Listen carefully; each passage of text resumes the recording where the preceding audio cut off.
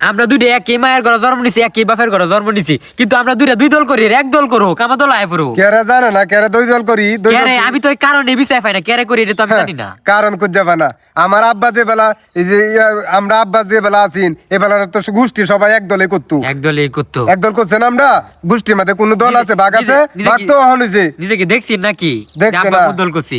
আব্বা সবাই মিলে বিএনপি করতো, ওই পরে আম্মার হাঙ্গা বইছে বিয়া হচ্ছে পরে দেই দুইজন আম্মা করতো জামাত, আম্মার বাড়ির সবাই জামাত করতো, ওখানে আম্মা জামাত করে। হ্যাঁ হ্যাঁ মার মতো হয়েছে আর আমি বাপের মতো হয়েছি, এর লাগি তো জামাত। এই যে এটাই তো ফেসডা, নিজে তো দুই এখন যে তখন মিললে পড়ুক, আমরা যে ফুতান হইব যারা এই মুঠি হইব।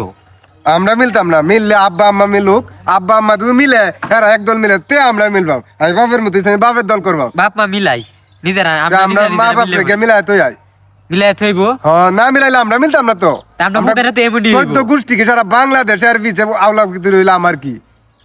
আমার মিলাই কিচ্ছু থইব নাই। নি বাপ মারে। হ্যাঁ, বাপ মারে গিয়া দাও, কই মিলাই মিলতো, থইব। এরা মিললে আমরা মিলবাম, না মিললে মিলতো না। আমরা না মিললে তো ফুতারে মিলতো না আমরা, তাই হোক